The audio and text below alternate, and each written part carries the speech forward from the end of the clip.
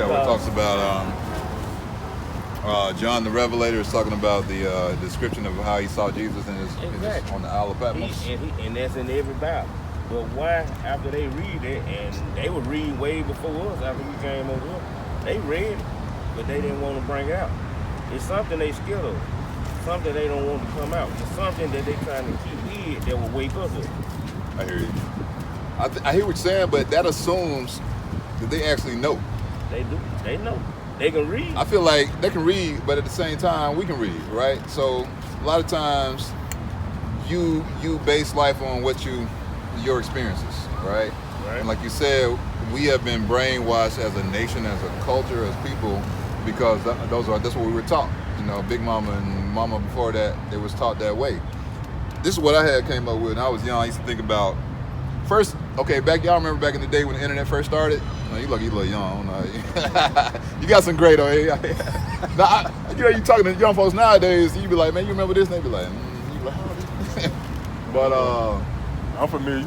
When AOL, you had the disc and everything, all the internet was on AOL.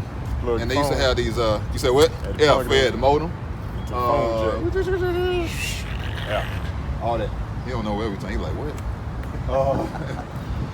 AOL used to have these chat rooms. And they was like, and I was always in the religion. So it'd be like atheists versus Christians. Atheists and agnostics versus Christians. Creationists versus evolutionists. It was like all these different like thoughts. People just going in. I don't believe this and all that. And that's when I realized, man, it's like a lot of different truths out here, right? You got the scientific part, evolution. You got you got of course what's written in like the biblical accounts. So when I go back to the biblical account, right? This is what I came up. This is what God revealed to me. And I said this is what I say God revealed to me. When you talk about the story of Moses, right? Because you talk about the laws and the statutes coming from Moses, right? And it was reintroduced. Well, here's when I think about the upbringing of Moses, right? Moses was raised where? In Egypt. He was tutored and taught up under the pharaohs of Egypt, right? So Moses comes to his people, the oppressed slaves of that day, the Hebrews, the Israelites, and he says, hey, all this stuff that we've been doing, I got a new way of thinking, all right? I'm paraphrasing. Before you go go ahead. further, yeah. He went to school, but he was raised by his mother. Okay. So when Pharaoh's daughter found him, right, she knew that was an Israelite child. Right. And his sister, Miriam, right, actually ran down and seen him. Because she worked in the courts or something. Not Miriam. Go ahead. She read down there when she picked Moses up. Right. She basically was like, you want me to get his mother?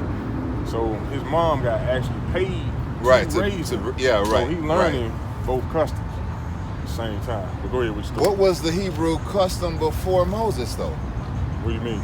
Because you're saying Moses got the laws and the statutes, and you're saying he was taught by his mom, but what were the Hebrew Israelites practicing before Moses gave them the laws and the statutes? All right. So what I'm contending is that Moses, it's just like black people nowadays, right? You might say, man, we in an oppressed state, we brainwashed, somebody need to come, we need a deliverer. You know what I'm saying? How they say Marcus Garvey was like the black Moses or whatever. We need somebody to deliver us from the mindset we in now. And even like when Moses saw the brothers killing each other, right? Or he saw he killed the Egyptian, but then he saw the Hebrew killing the other Hebrew, and he was like, hey bro, stop killing the Hebrew. And then the Hebrew was like, what, you gonna kill me like you killed that Egyptian? Right? So, you know, the Hebrews in that time, for whatever reason, their state of mind was in that oppression, even when they spent the 40 years in the wilderness because they refused to follow what Moses told them, right? So my whole idea was like, well, what did Moses actually encounter that caused him to grow to be into that position, to be the leader, to be the philosopher, not to say philosopher, because of course when you read it, he went up to a mountain alone, right? And Moses is writing all this, right? You know, if Moses is up there on the mountain and Moses wrote these books, right? The Pentateuch, or you would say the Torah, I don't know how you want to describe it. Mm-hmm. But Moses is the author of this, then all of this is coming out of Moses. Mm-hmm. You know what I mean? Whether it's inspired, whether it actually happened. He's like, and then he comes back down like, I got the laws for y'all to follow. And then, the people are going crazy with the golden calf and all that. But, of course, Moses is, for whatever reason, he's chosen by chance or the Most High or circumstance or God, however you want to describe it, to deliver these messages to the world, right? To the world or to Egypt? I mean, to the people of, well, eventually to the world. But I'm saying there was, well, I'm saying it's spread by, did you publish that book? No. Or did Zondervan, or you know what I'm saying, one of these European publishers publish it. I don't know which version that is. That version seems like it's got... King James, huh? It's King James. So that was an English king, right? And at one point... Huh? It was the brother. King James was the brother. He was English, though. British. No. What was he the king of? Scotland. King of Scotland. Thank you, so I did not know that. Well, Scotland is now considered a part of the British Empire, right? What I gather from what you've been saying is that you haven't put all the pieces together, which causes you to have disbelief in actually understanding what it is that's being taught or what the Bible actually speaks of. Because you have bits and pieces of things that you heard that don't make sense to you. But as the scriptures command or says, when you keep the commandments, then shall you have a good understanding of what's actually written. All right? So a few things, like you said, where did Moses get this understanding from? Now you got to understand that Moses was on down the road after the nation of Israel had already been established. Okay. Now, we were not living in Egypt in the beginning. Okay. You know what I'm saying? Right. I'm going to show you. I'm going to read this and break it down. This is the book of Exodus, chapter 1, verse 1. Now, these are the names of the children of Israel, which came into Egypt. Every man and his household came with Jacob. Jacob is son of... Jacob is the forefather or the progenitor of the nation of Israel. Right. His name was later changed to Israel, right? All right. Every man in his household came with Jacob. Reuben, his first son, Simeon, Levi, Judah, Issachar, Zebulun, Benjamin, Dan and Naphtali, Gad and Asher. And all the souls that came out of the loins of Jacob were 70 souls. For Joseph was in Egypt already. So Joseph was already in Egypt. You know about that story, right? Yes. So his dad and the family came down there Right. when Joseph was down there. Right. So this is letting you know that they already had an understanding as to who they were, and they had an understanding what we were supposed to do before actually even getting into Egypt. Joseph was the son of Jacob? Yeah. Okay. One of them. Right. You know what I'm saying? So I just brought that out to show you that Moses come through the lineage of the tribe of Levi, and that was one of the sons of Jacob. Right. So Jacob already had an understanding as to who he was as an Israelite, or not an Israelite, but a chosen lineage from his father, who was Isaac. Isaac was taught by Abraham. Right. So from Abraham all the way down, even past Abraham, you go all the way back to Noah, to Shem, Seth. You know, you got that lineage that comes all the way down to Abraham, all the way down to our people. So this is how we understand who we are and how that lineage actually came to Moses. Because when you read in chapter 2, it says, Exodus chapter 2, verse 1, and there went a man out of the house of Levi and took a wife of a daughter of Levi. And the woman conceived and bare a son, and when she saw him, that he was a goodly child, she hid him 3 months. So this is going into Moses. I'm going to keep reading just so you get the understanding. And when she could no longer hide him, she took him an ark of bulrushes and daubed it with slime and with pitch, and put the child therein, and she laid it in the flags by the river's brink. And his sister stood afar off, which is Miriam, to what would be done to him. And the daughter of Pharaoh came down to wash herself at the river, and her maidens walked along the riverside. And when she saw the ark among the flags, she sent her maid to fetch it. And when she had opened it, she saw the child, and behold, the babe wept. And she had compassion on him and said, "This is one of the Hebrews' children." Then said his sister to Pharaoh's daughter, "Shall I go and call to thee a nurse of the Hebrew women, that she may nurse the child for thee?" And Pharaoh's daughter said to her, "Go." And the maid went and called the child's mother. And Pharaoh's daughter said unto her, "Take this child away and nurse it for me, and I will give thee thy wages." And the woman took the child and nursed it. So he was raised with both in both worlds, basically. Learning his people, learning who he was, and the customs as to what's required of Israel, as well as going to school and learning the ways of the Egyptians as well. Right. I agree. But it's a lot of other things that Moses went to the Mount Sinai. He didn't go up there for one day. You know how long he was up there? He was on the mount. He was on.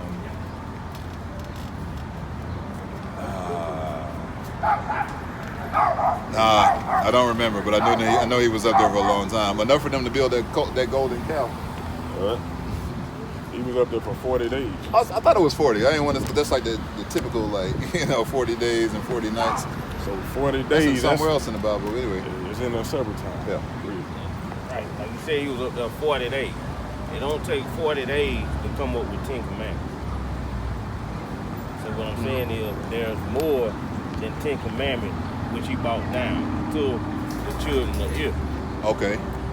He brought down over 600 commandments to the children of Israel. Right. They speak about the big 10, the 10 commandments that's in the Bible. But like I said, it's over 600 of them. And like he asked you, did he get those commandments to the whole world, or was it a certain group of people that he gave those commandments to? Because like we said, God has a chosen group of people. So he's only going to give those commandments to his chosen group of people. His chosen group of people are the Israelites. So everybody outside these 12 tribes, they was not given the commandments. Only his people. You have to blank out when they read in John 3:16. God so loved the world. Right. Yeah. So you have to understand what the world is. When it says for God so loved the world. The way we have been taught is when we hear the word world in the Bible, we think it's talking about the whole entire earth. Every person that was ever born on the earth is the world. That's what we think. Bring that out. World. So we can show you who the world is according to God's thinking. Not our thinking, but God's thinking who the world is. And then it'll make more sense to you. Right. This is the book of Isaiah, chapter 45, verse 17. But Israel shall be saved in the Lord with an everlasting salvation. Stop there. It said, but Israel. This is Israel right here. The 12 tribes. It said, but Israel shall be saved, read. In the Lord with an everlasting salvation. With the everlasting salvation, read. Ye shall not be ashamed nor confounded, world without end. So when he says, for God so loved the world, he called Israel with. Run that last sentence. Run it back. Isaiah chapter 45, verse 17. But Israel shall be saved in the Lord with an everlasting salvation. All the people out of these 12 tribes shall be saved in the Lord with an everlasting salvation. Read. Ye shall not be ashamed nor confounded, world without end. So this is God's world without end, meaning we will never end. He calls the Israelites a world without end. Now you go back to John 3:16. Now we have to read the Bible precept upon precept, here a little, there a little.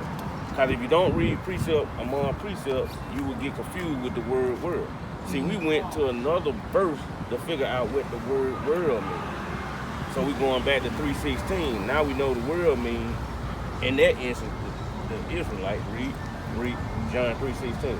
Book of John, chapter 3, verse 16. For God so loved the world. The Israelites, God so loved the Israelites, his chosen people.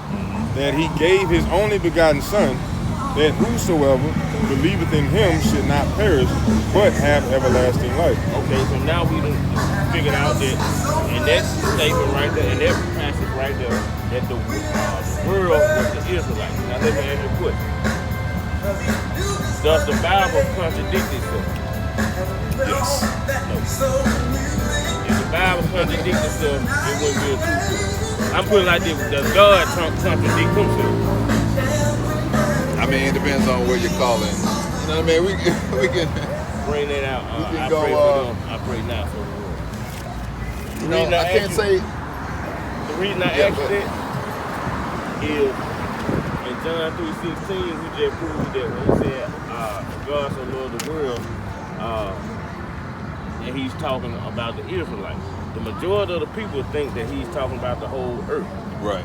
So if he's saying in John 3:16, for God so loved the world, meaning the entire earth, why would he say in another scripture, I pray for them, I pray not for the world? Why would he not pray for the world if he loves the whole world? Who said I pray for them, I pray not for the world? That's what the Most High said. Bring it up.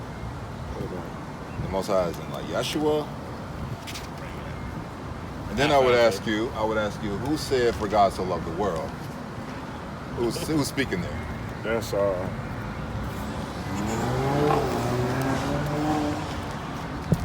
That's going to be the author of the book, John. no, that's Christ, red letter. John 3:16? He's not referring to himself, is he? That's your Howard Shot. Real love. Okay, so 17 now. that withstanding, that is in red. That's clear that that's in red. Mm-hmm. But was Jesus Christ the author of his own book? Of the book of John? The whole book, he's the author of. Okay, well, we can... John 17, John 17 and 9. Book of John, chapter 17, verse 9. I pray for them, I pray not for the world. You see that? So if God, like most people think that God loved the whole world, why would he say in that verse, I pray for them, I pray not for the world? But when you put it in context and realize that the world is these 12 tribes, and then you come over here and read, I pray for them, who you think that them is? I guess I don't know what's the scripture before that. Before that, you want 17 and 8. Yeah, I guess whatever you said, 17 and 9. That was 17 and 9. So what's the context here? All right. Verse 8. For I have given unto them the words which thou gavest me, and they have received them, and have known surely that I came out from thee, and they have believed that thou didst send me. I pray for them, I pray not for the world, but for them which thou hast given me, for they are thine. See that? Yeah. He said, I pray for them, meaning I pray for the Israelites. I pray not for the world, meaning everybody outside the Israelites. Who is he talking to in that passage? Talking to, let's see. If you start at verse 1, that'll give you context. Yeah, gotta have context. Book of John, chapter 17, verse 1. These words spake Jesus and lifted up his eyes to heaven and said, Father, the hour is come. So, the hour of my departure. What's happening there? He said, Father, the hour is come. Glorify thy Son, that thy Son also may glorify thee. As thou hast given him power over all flesh, that he should give eternal life to as many as thou hast given him. So he going back and forth in a prayer, talking to the Father. What's John 17? That's good. Go back and look at that. Right, but what I was trying to prove is that he's only dealing with the Israelites, showing you a scripture where he called, when he says in John 3:16, for God so loved the world, let you know that he's talking about the Israelites. And I said that the Bible does not contradict itself. Going into when he said, I pray for them, I pray not for the world. He said, I pray for them, he's talking about the Israelites. I pray not for the world, meaning everybody outside of the Israelites. Mm-hmm. We are his only concern. And we haven't been taught that. So that's all I was trying to bring out. And I just was bringing that out to let you know that we are a very special people. Of course, in God's eye, get Deuteronomy 76. And there's a reason why we are doing so much as a nation. There's a reason you got Deuteronomy 76. Bring it out and read it out. For thou art holy. Call it out. Deuteronomy 7 verse 6. Read. For thou art holy people unto the Lord thy God. The word holy means separate. He's talking to the Israelites. He said, y'all are separate to the Most High. Read. The Lord has chosen thee to be a special people. Read it right like it says. For thou art holy people unto the Lord thy God. Right. The Lord thy God has chosen thee to And be chosen the Israelites to be what? a special people unto himself. To be a special people unto himself. Read. Above all people upon the face of the earth. So he said he chose us to be a special people unto himself above all people upon the face of the earth. So if he feels the same about everybody, why did he choose the Israelites to be above all people. He should want everybody on the same level. He's dealing with everybody on the same level, but he's not. He chose his people to be above all people on the face of earth. But for some reason, we're not. Guess what? Deuteronomy 28:1. Because they have not kept the statutes. That's right. Bring it up. That's right, bro. You know, your mama taught you. That's right. You want 1 or 15? Get Deuteronomy 28:1 first. All right. The book of Deuteronomy, chapter 28, verse 1. And it shall come to pass, if thou shalt hearken diligently unto the voice of the Lord thy God, And we listen diligently, meaning with urgency, and do what he say, read. to observe and to do all his Do commandments, all his commandments, those 600 plus commandments that Moses brought down from Mount Sinai, the old commandments. Read. which I command thee this day, that the Lord thy God will set thee on high above all nations of the earth. That's what he was saying in Deuteronomy 76. He said, put us above all people. And that's what he was going to do. He said in Deuteronomy 28:1, it was stipulation. In order to be above all people, we got to do the commandment. Drop down to 15. Go ahead, 15. The book of Deuteronomy, chapter 28, verse 15. But it shall come to I pass, mean, it's going to. Anytime it says shall, meaning it's going to happen. if thou wilt not hearken And we refuse to listen, unto the voice of the Lord thy God, to observe to do all his commandments and his statutes which I command thee this day, we refuse to do those 600 plus, not just the 10. 600 plus commandments, read. that all these curses All shall these curses. shall come upon thee and overtake thee. All these curses gonna come upon us and overtake us. Now, I'm gonna let you prove. Name something where black people go through as a whole that you see every day, that you might see every day on the news, you might see every day walking out your house in your community. Name one thing. We start with enslavement, poverty. Okay, it's 286 states. He said enslaved. Show you that this Bible is true book. Read. The book of Deuteronomy, chapter 28, verse 68. And the Lord shall bring thee into Egypt again with ships. The first time the Israelites was in Egypt, that was during Pharaoh, when we was in slavery under Pharaoh, right? When we was over there building those pyramids. He said he gonna bring us, he said, that was the first time we were slaves in Egypt. He said he's gonna bring us into Egypt again with ships. Now when it said bring us into Egypt again, people are thinking about, it's talking about gonna bring us back to that area, that land mass of Egypt. So we're gonna show you what the word Egypt means in the Bible, so you'll understand. Go back to Exodus 20:2, show you what Egypt means. Now you said slavery, right? You said one of the things you think about that us as a whole have been through. Yeah, one of the curses. Yeah, Okay, yeah. okay. I'm familiar. The book of Exodus, chapter 20, verse 2. Read. I am the Lord thy God, which have brought thee out of the land of Egypt, out of the house of bondage. What does bondage mean? Slavery. Right. So he said he brought us out of Egypt, out of the house of bondage. Let us know that Egypt is synonymous for bondage. So when you go to Deuteronomy 28:6, and he says, I'm going to bring you into Egypt again, read it. Deuteronomy chapter 28, verse 68. And the Lord shall bring thee into Egypt again. And to what is Egypt synonymous to? Bondage. Or slavery. So he said, I'm going to bring you into Egypt again, meaning into slavery again. But how? With ships. With who? With ships. And proving that we are the ones. He's talking to the Israelites. We are the ones that we're into slavery on ships. You see that? If we don't keep those commandments, he's going to send us into slavery with ships. And we all know we came into slavery, and the way of transportation was slave ships. So that's proving that this is a true book, because it was written thousands of years before it actually happened.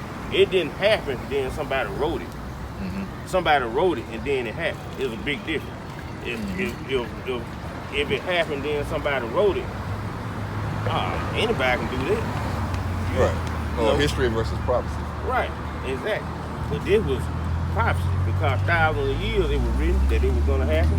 Thousands of years later, it happened. So they give us encouragement that this is a true book, and it's written about us, to us, and for us. Finish, start over. All right. Deuteronomy chapter 28, verse 68. Read. And the Lord shall bring thee into Egypt again with ships. That happened to us, read. By the way whereof I spake unto thee, thou shalt see it no more again. We shall see what? He's talking about thou shalt see it no more again, meaning our homeland, which is Jerusalem. Now we got people go there, some out go here and there, but as a whole, As a people. a whole nation, we not over there like that. So name something else. Poverty is what that is. Deuteronomy 28, 68. And the Lord shall bring thee into Egypt again with ships, by the way whereof I spake unto thee, thou shalt see it no more again. And there ye shall be sold unto your enemies. What do you think? It say, and there you shall be sold unto your enemy. What do you think the there is? Where is the there? In Egypt. No. We gonna go on slave ship. Yeah. And we'll see our homeland no more. And there we shall be sold to our enemy. Oh, in the homeland. Nah. What? Here, United States. That's what I'm saying. All the four corners of the earth where we were sold and scattered. Right. Those areas, it said there, in those areas, basically throughout the world, we will be sold into Your enemies. See that? So who are we sold? Because the Most High let you know who your enemies are without exactly naming them. He let you use your common sense to see, you know who you're sold to. And it's more than just the white man. Because we weren't just sold to the white man. We were sold to the Chinese, the Japanese. Read it one more time. And there ye shall be sold unto your enemies for bondmen and bondwomen. For slave men and slave women. And no man shall buy you. And no man shall buy you, meaning redeem you from out of the captivity that you are in. No one can save you from what you're going. It don't mean nobody, because we were sold, so evidently we were bought. But it said no man shall buy you, meaning it's an old Quaker word, meaning nobody can save you out of the captivity. So again, I just was showing you how the Bible is a true book. And you can name something else. What else you see? Besides, we went through slavery, we just brought that out. What else? The second thing I said was poverty. Bring that out. Bring that one out about putting money in the bag and holding it. Now every day, like you go to work, you work hard. His brother go to work hard. I go to work, I work hard. But I don't feel like I'm compensated enough for the work I put in.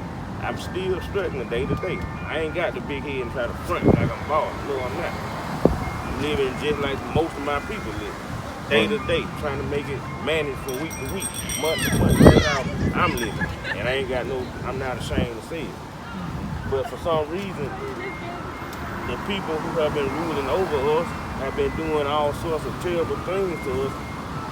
They live good, they live prosperous, or as the Bible says, they live deliciously. They live deliciously. And why are they able to live so good after they've done so much wrong? And we have been dealt the worst hand in history. And we live like we have. Read that. Now you said poverty. The book of Haggai, chapter 1, verse 5.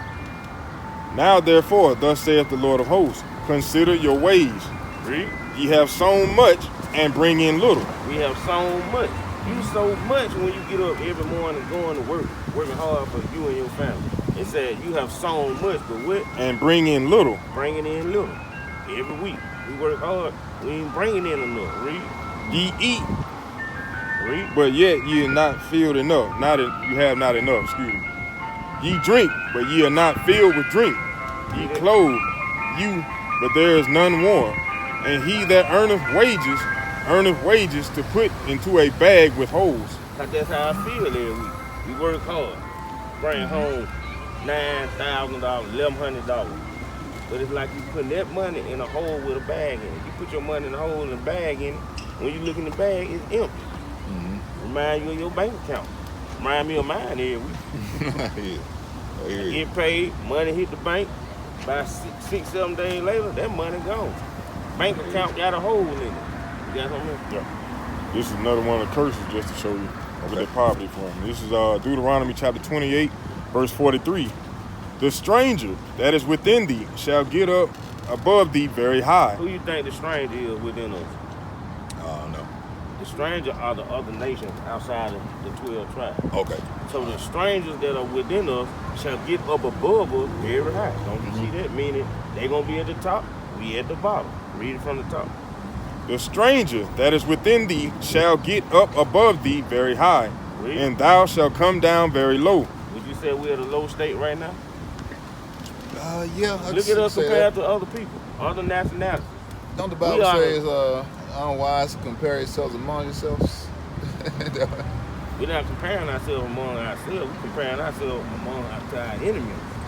Okay. And showing you that they are at a higher, very much above. No, I understand. Of course I understand what you're saying. I know you do. But I would say, go ahead. The book of Deuteronomy, chapter 28, verse 43. The stranger that is within thee shall get up above thee very high. The other nation that's dwell among us, they done got up above us very high. And thou shalt come down very low. You know they said we shall come down.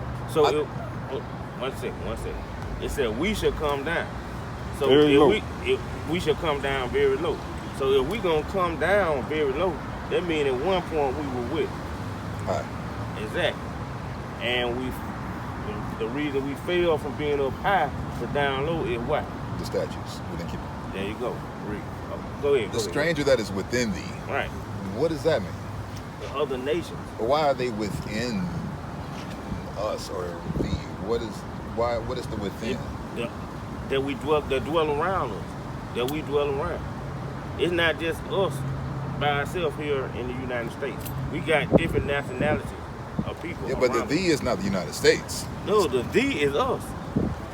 But are we in the United States or the United States in us? The stranger that dwell. I got to get more context because, like I said, I'm a very particular thinker. So that's why when he said the word thee, that is within thee. The thee is the people who the 12 tribes. The thee is us, the 12 tribes, the Israelites. The stranger that is within the Israelites. I get that. I know that at some point you had like different camps, like the Canaanites. You had the infiltrators that would come in and try to get with the culture. Like the culture was changed by like Nebuchadnezzar and those kings that didn't follow the statute. So that was in Haggai. What you're reading? We were reading Deuteronomy. That's back in Deuteronomy. Yeah. Okay. Haggai was talking about the whole bag. The bag. I know. Okay. So So you want to let me explain what you. I know what you asked. Go ahead. All right. So when we left out of Egypt, it was us. And it wasn't just us that left out of Egypt. Okay. It was other people there. Oh, okay. You know what I'm saying? Makes sense, yeah. So we were in the wilderness when Moses was giving us this. You got to keep that in mind. That's what I'm trying to figure out. In the wilderness. Okay. You know what I'm saying? So I know there's different periods of the history, right? Of the Israelites. From this whole book is history. Right. So, okay. So the stranger, it was the other people that mixed with the Israelites that came out of Egypt with us. Okay. It's just like if let's say all black people was free to leave the country. Right. You don't think nobody else gonna try to jump in there and say I'm black? No, I get it. That's why I was trying to get the context. So I was trying to get the context. So basically, saying the other people, there's other nations that was in there, right, amongst them when we were free. No, that makes it within the Israelites, the stranger within the. And the people that. What chapter that? 28. Oh, that's 28 too. Okay. Yeah. So it's talking about not only those who came out of Egypt with us, but those when we got in our land, it was still other nations still there. Gotcha. We didn't kill and knock out everybody to get that land. Right. There was still some left. So even those, once we got in that land, they would get up above us for breaking this commandment. In the promised land, or yeah. Okay, gotcha. All right. So I'm gonna finish reading it again. This is Deuteronomy chapter 28, verse 44. I'm going to start at 43. The stranger that is within thee shall get up above thee very high, and thou shalt come down very low. He shall lend to thee, and thou shalt not lend to him. He shall... See that? Yeah. He shall lend to thee, yeah. And that's happening right now? Oh, for sure, yeah. So we can go anywhere and attempt to get a loan from other nationalities. Right.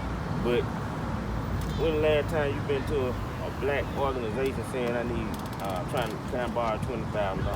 I hear you. Yeah. You ain't got no one to go to. You probably would like to go to some of your people, but where you gonna find them? We don't have them. Yeah. Well, It's probably a few. Black but banks. Yeah, a few, but shit, well, not in Birmingham. You probably gonna have to go. No, we got a black bank in Birmingham. Okay. I hear what you're saying, though. It's rare, yeah. It's rare, yeah. But we wanted to be. But that's the other side. I'm waiting. I'm listening and taking it all in. I got something for you. I'm gonna come back with something. Verse 44, he shall lend to thee, and thou shalt not lend to him.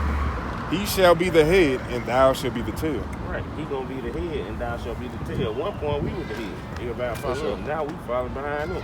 But once we follow them, just like they build up a little area, they gonna stay there for so long, we gonna follow behind them. We migrate to where they at, get what they finna do.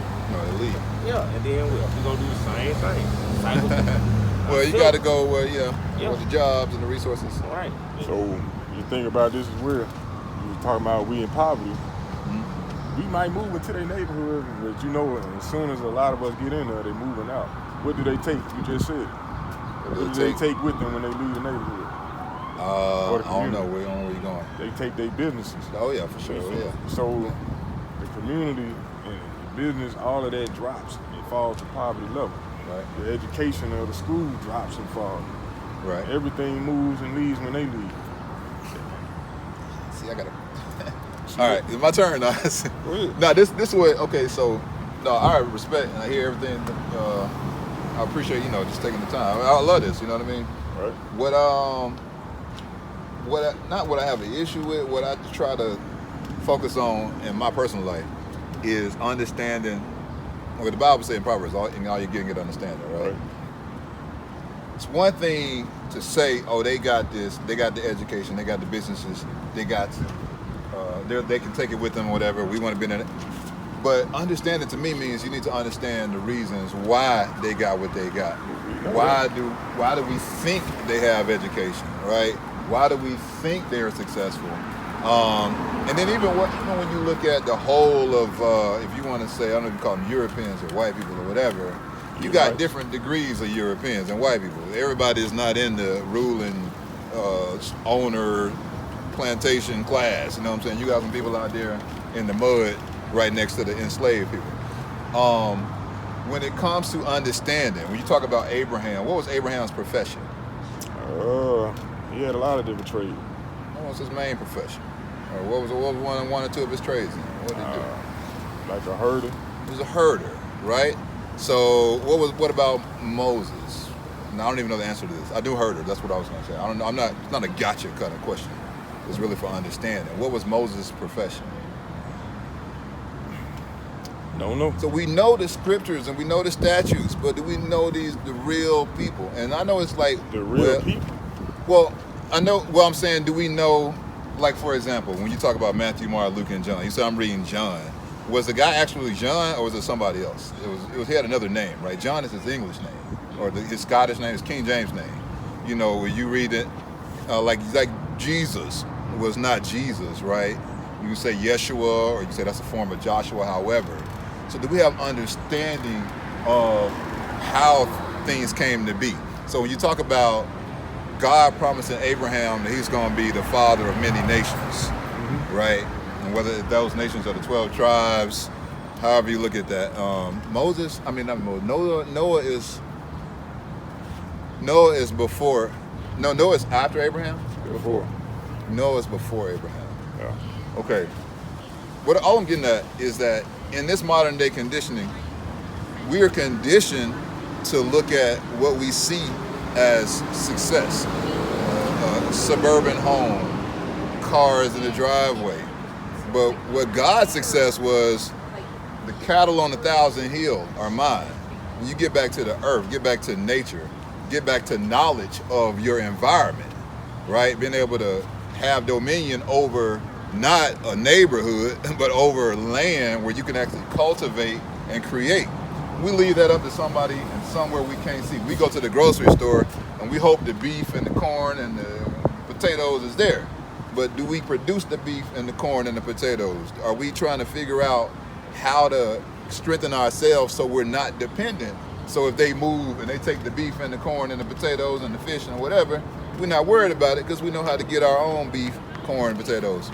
And so my whole approach to understanding is that it's almost scientific, right? Because when it comes to planting, right, the Bible talks about that, right? Sowing and reaping, seed time and harvest.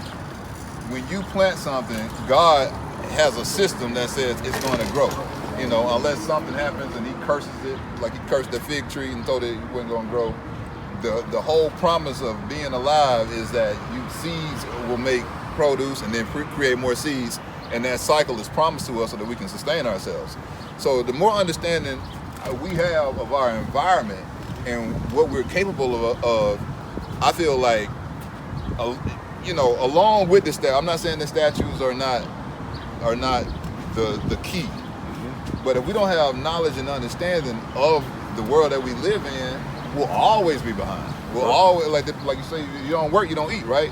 Now that don't mean that you gonna work and just because you go to somebody's job, you're gonna proliferate, you're gonna be rich.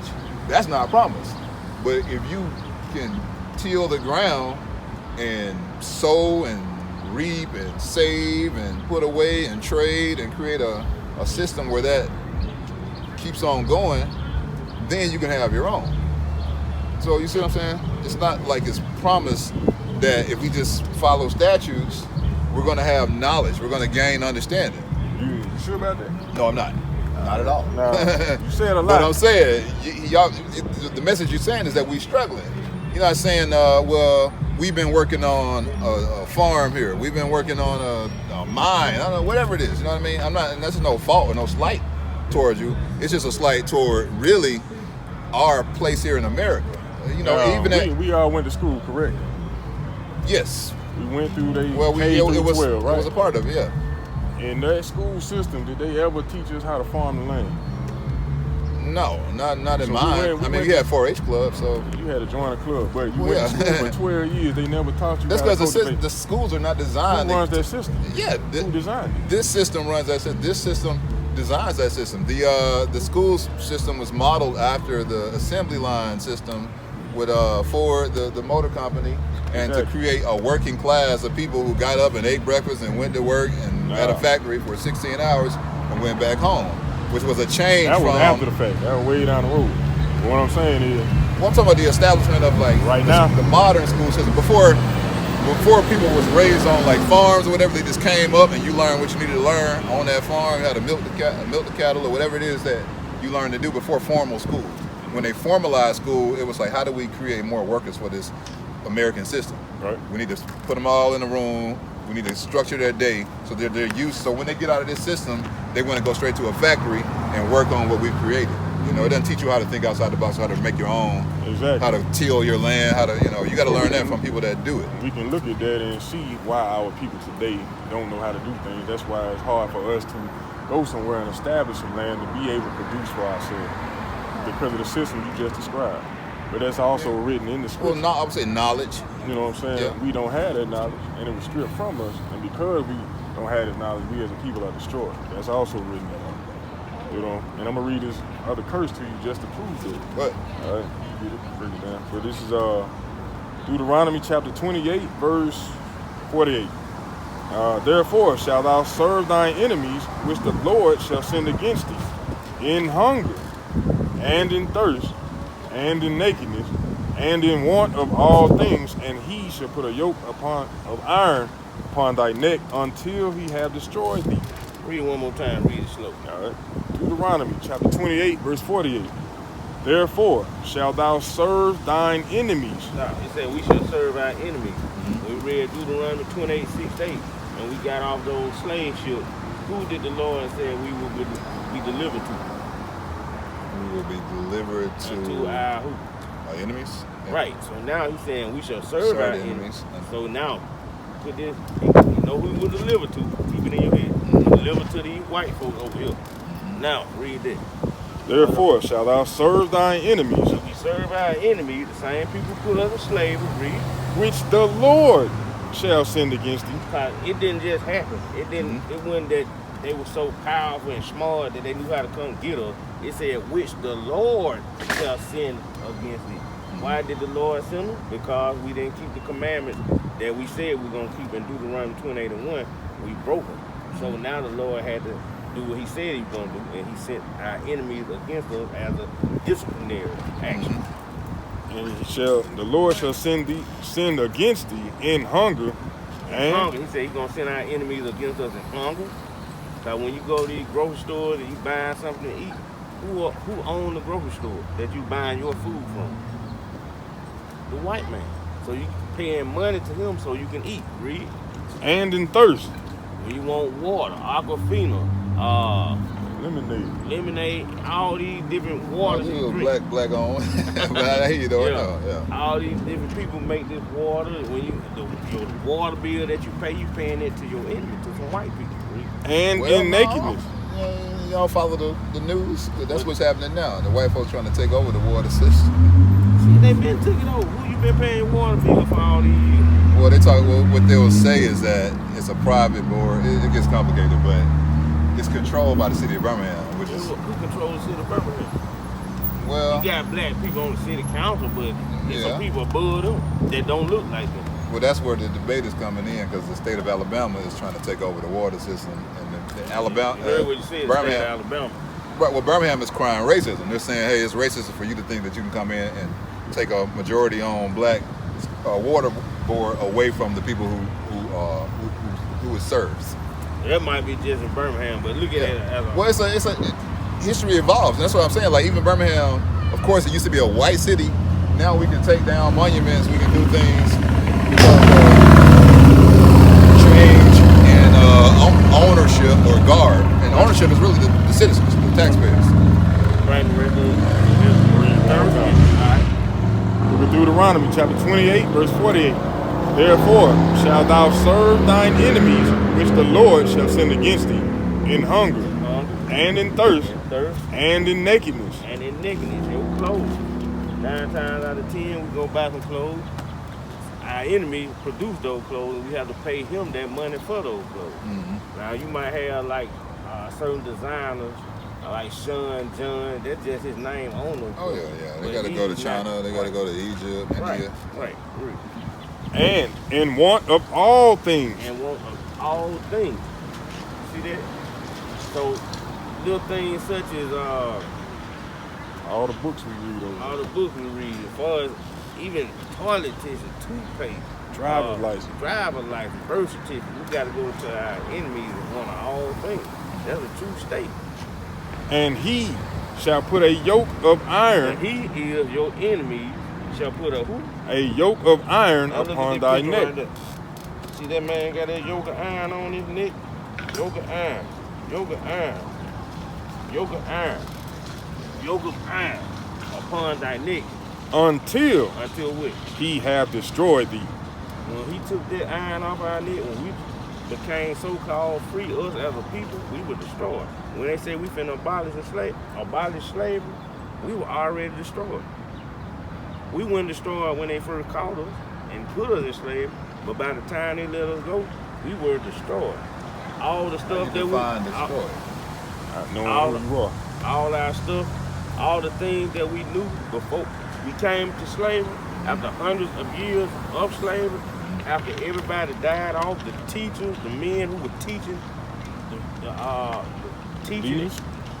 the leaders that were teaching our way of life to everybody else, they were long gone. So within that time, we learned the white man way of life. And that's where we lost our way of living and started taking on their culture. That's why we celebrate Christmas, Thanksgiving, New Year, Labor Day, 4th of July. Because that's what we learned from them. We wouldn't celebrate 4th of July and Christmas. Oh, yeah. That's what we learned throughout time of being restored.